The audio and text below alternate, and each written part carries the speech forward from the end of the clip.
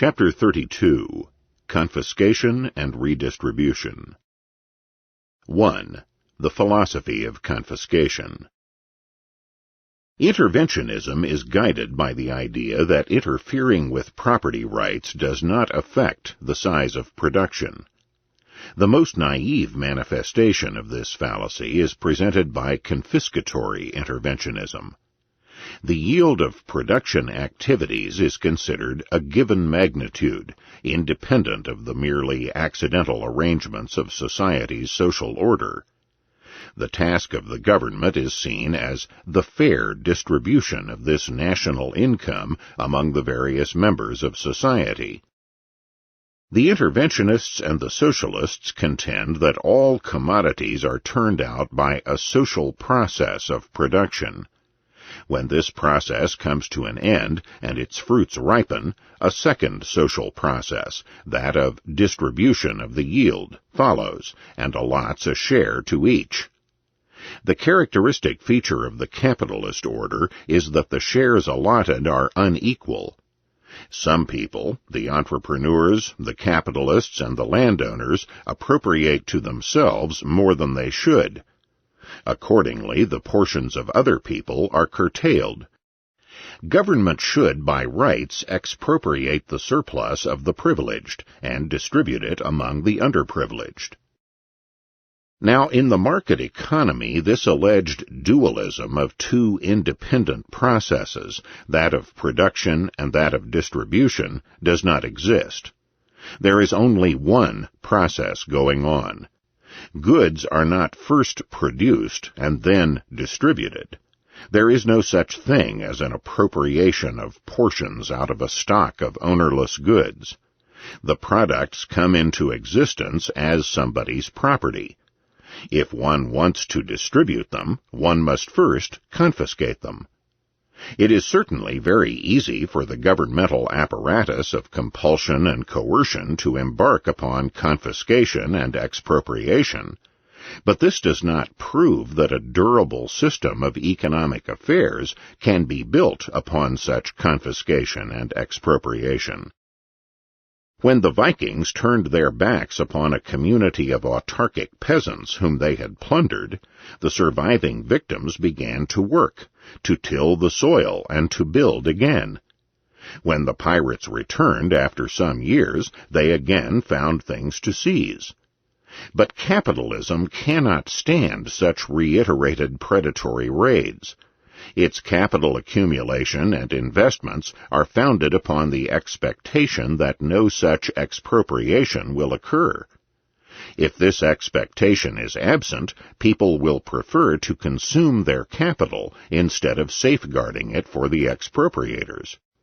This is the inherent error of all plans that aim at combining private ownership and reiterated expropriation. 2. Land reform. The social reformers of older days aimed at the establishment of a community of autarkic farmers only. The shares of land allotted to each member were to be equal. In the imagination of these utopians, there is no room for division of labor and specialization in processing trades. It is a serious mistake to call such a social order agrarian socialism. It is merely a juxtaposition of economically self-sufficient households. In the market economy, the soil is a means of production, like any other material factor of production. Plans aiming at a more or less equal distribution of the soil among the farming population are, under the conditions of the market economy, merely plans for granting privileges to a group of less efficient producers at the expense of the immense majority of consumers. The operation of the market tends to eliminate all those farmers whose cost of production is higher than the marginal costs needed for the production of that amount of farm products the consumers are ready to buy. It determines the size of the farms as well as the methods of production applied. If the government interferes in order to make a different arrangement of the conditions of farming prevail, it raises the average price of farm products.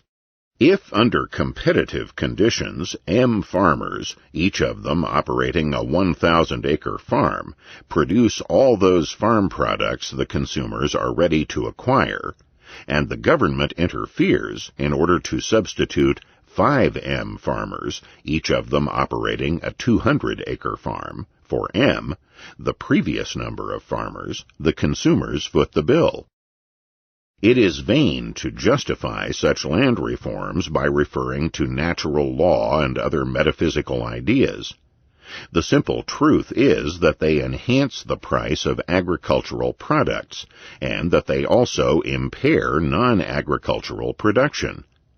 As more manpower is needed to turn out a unit of farm produce, more people are employed in farming, and less are left for the processing industries. The total amount of commodities available for consumption drops, and a certain group of people is favored at the expense of the majority. 3. Confiscatory taxation. Today, the main instrument of confiscatory interventionism is taxation.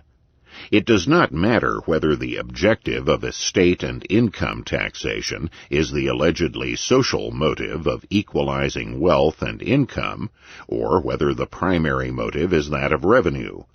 What alone counts is the resulting effect. The average man looks at the problems involved with unveiled envy. Why should anybody be richer than he himself is? The lofty moralist conceals his resentment in philosophical disquisitions. He argues that a man who owns 10 millions cannot be made happier by an increment of 90 millions more. Inversely, a man who owns 100 millions does not feel any impairment of happiness if his wealth is reduced to a bare 10 millions only. The same reasoning holds good for excessive incomes.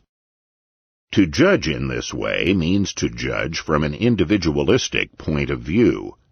The yardstick applied is the supposed sentiments of individuals. Yet the problems involved are social problems. They must be appraised with regard to their social consequences. What matters is neither the happiness of any Croesus, nor his personal merits or demerits. It is society and the productivity of human effort. A law that prohibits any individual from accumulating more than 10 millions, or from making more than 1 million a year, restricts the activities of precisely those entrepreneurs who are most successful in filling the wants of consumers. If such a law had been enacted in the United States 50 years ago, many who are multimillionaires today would live in more modest circumstances. But all those new branches of industry which supply the masses with articles unheard of before would operate, if at all, on a much smaller scale, and their products would be beyond the reach of the common man. It is manifestly contrary to the interest of the consumers to prevent the most efficient entrepreneurs from expanding the sphere of their activities up to the limit to which the public approves of their conduct of business by buying their products. Here again, the issue is, who should be supreme, the consumers or the government? In the unhampered market, the behavior of consumers, their buying or abstention from buying, ultimately determines each individual's income and wealth. Should one vest in the government the power to overrule the consumer's choices? The incorrigible statolatrist objects. In his opinion, what motivates the activities of the great entrepreneur is not the lust for wealth, but the lust for power. Such a royal merchant would not restrict his activities if he had to deliver all the surplus earned to the tax collector. His lust for power cannot be weakened by any considerations of mere money-making. Let us, for the sake of argument, accept this psychology. But on what else is the power of a businessman founded than on his wealth? How would Rockefeller and Ford have been in a position to acquire power if they had been prevented from acquiring wealth? After all, those state-olatrists are on comparatively better grounds who want to prohibit the accumulation of wealth precisely because it gives a man economic power. Taxes are necessary, but the system of discriminatory taxation universally accepted under the misleading name of progressive taxation of income and inheritance is not a mode of taxation. It is rather a mode of disguised expropriation of the successful capitalists and entrepreneurs. Whatever the government's satellites may advance in its favor, it is incompatible with the preservation of the market economy. It can, at best, be considered a means of bringing about socialism. Looking backward on the evolution of income tax rates from the beginning of the federal income tax in 1913 until the present day, one can hardly believe that the tax will not soon absorb 100% of all surplus above the customary level of a labor union leader's salary. Economics is not concerned with the spurious metaphysical doctrines advanced in favor of tax progression, but with its repercussions on the operation of the market economy. The interventionist authors and politicians look at the problems involved from the angle of their arbitrary notions of what is socially desirable. As they see it, the purpose of taxation is never to raise money, since the government can raise all the money it needs by printing it. The true purpose of taxation is to leave less in the hands of the taxpayer. Economists approach the issue from a different angle. They ask first, what are the effects of confiscatory taxation on capital accumulation? The greater part of that portion of the higher incomes which is taxed away would have been used for the accumulation of additional capital. If the Treasury employs the proceeds for current expenditure, the result is a drop in the amount of capital accumulation. The same is valid, even to a greater extent, for death taxes. They force the heirs to sell a considerable part of the testator's estate. This capital is, of course, not destroyed. It merely changes ownership. But the savings of the purchasers, which are spent for the acquisition of the capital sold by the heirs, would have constituted a net increment in capital available. Thus, the accumulation of new capital is slowed down. The realization of technological improvement is impaired. The quota of capital invested per worker employed is reduced.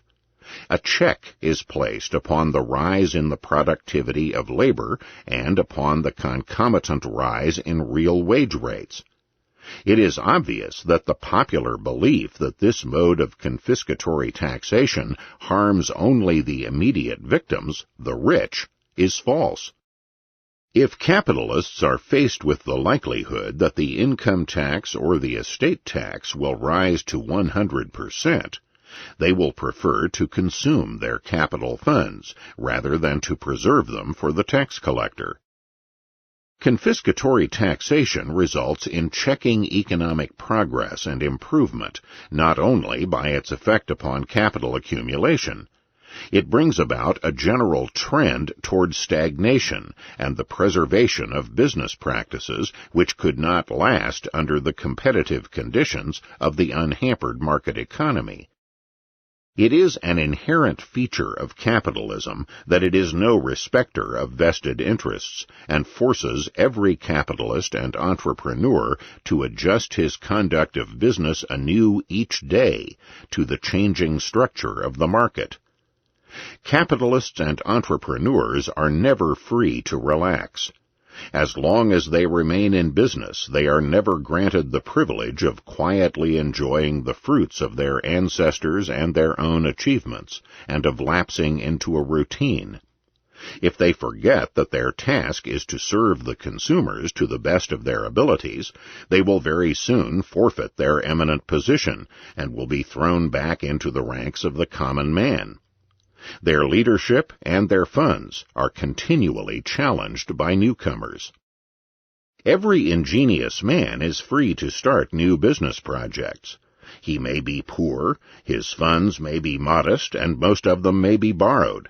But if he fills the wants of consumers in the best and cheapest way, he will succeed by means of excessive profits. He plows back the greater part of his profits into his business, thus making it grow rapidly. It is the activity of such enterprising parvenus that provides the market economy with its dynamism. These nouveaux riches are the harbingers of economic improvement. Their threatening competition forces the old firms and big corporations either to adjust their conduct to the best possible service of the public or to go out of business. But today, taxes often absorb the greater part of the newcomer's excessive profits. He cannot accumulate capital. He cannot expand his own business. He will never become big business and a match for the vested interests. The old firms do not need to fear his competition. They are sheltered by the tax collector. They may with impunity indulge in routine. They may defy the wishes of the public and become conservative. It is true, the income tax prevents them, too, from accumulating new capital. But what is more important for them is that it prevents the dangerous newcomer from accumulating any capital. They are virtually privileged by the tax system. In this sense, progressive taxation checks economic progress and makes for rigidity. While under unhampered capitalism, the ownership of capital is a liability, forcing the owner to serve the consumers, modern methods of taxation transform it into a privilege. The interventionists complain that big business is getting rigid and bureaucratic, and that it is no longer possible for competent newcomers to challenge the vested interests of the old rich families.